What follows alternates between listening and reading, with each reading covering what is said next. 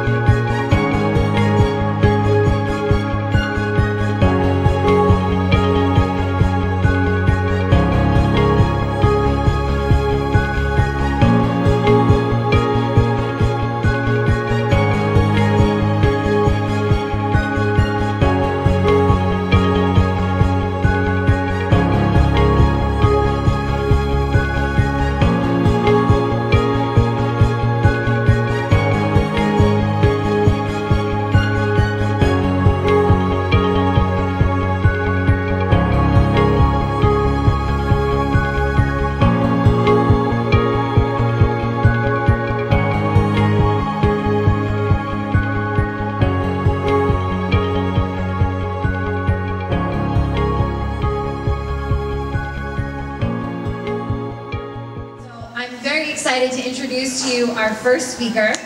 Kevin Pierce is a champion snowboarder, he's a sports commentator, a motivational speaker, and he's an advocate for those affected by traumatic brain injuries and Down syndrome via his Kevin Pierce Fund competition today.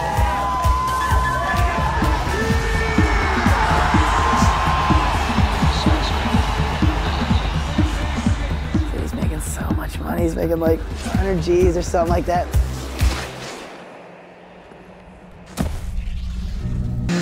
How you doing? Do you know your nickname, Kev? You know what's most important about this story is not these injuries and not this stuff that happened, but really what's possible after it. And you know, if you get the correct help and the right love and the support and the family and the friends, and you have the people there to help you, that you know you can get through this and you can, you know, recover and come back. You know, whatever you are faced with and whatever you're dealing with, that you know it is possible to, you know, have a complete recovery. And I feel like this one that I've, you know, been working on now is, you know, been pretty good, and I feel, you know, pretty lucky, and just, you know, it's been a lot of hard work, as you guys know, and it's just amazing, you know, really what's possible.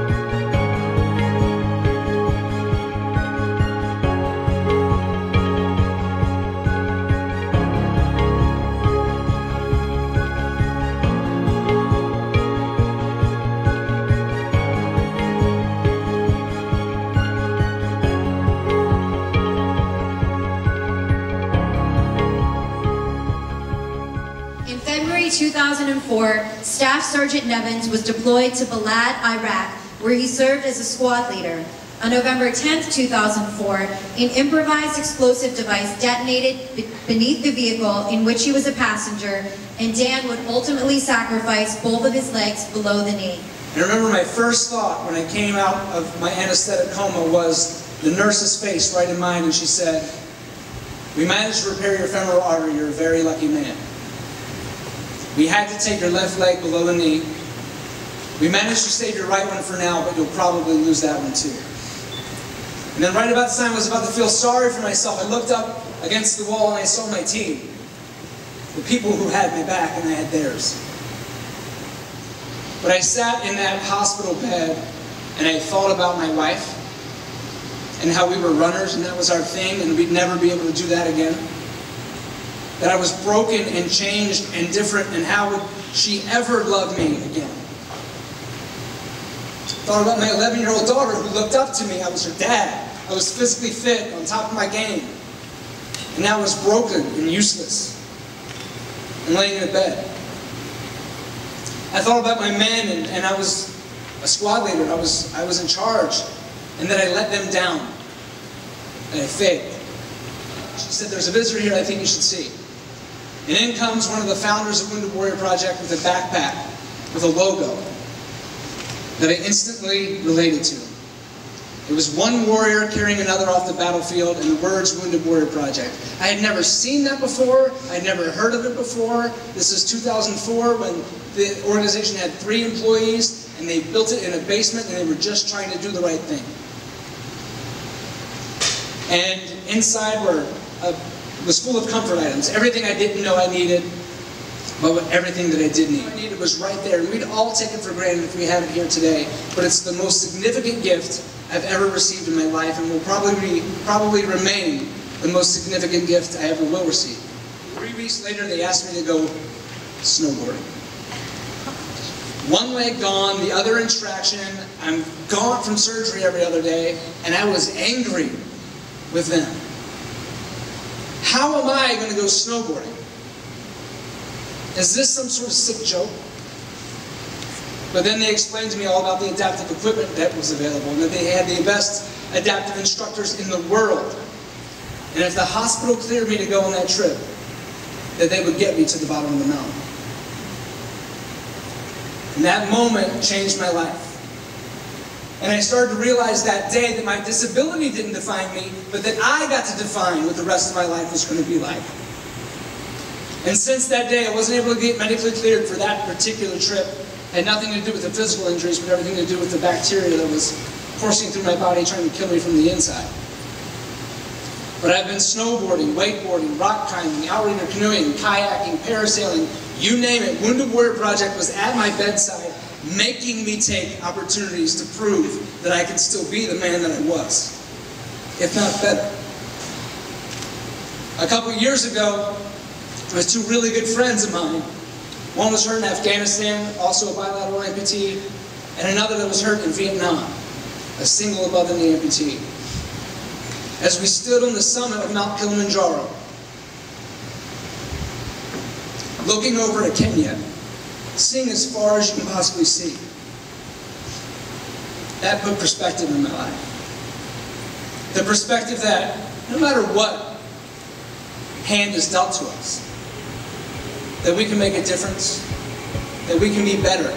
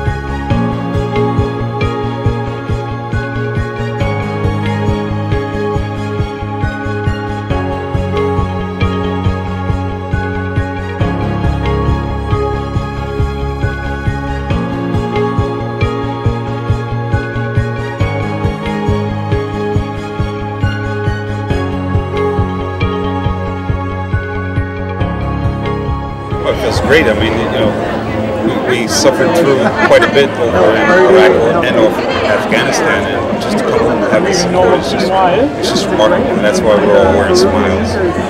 How you enjoying the event?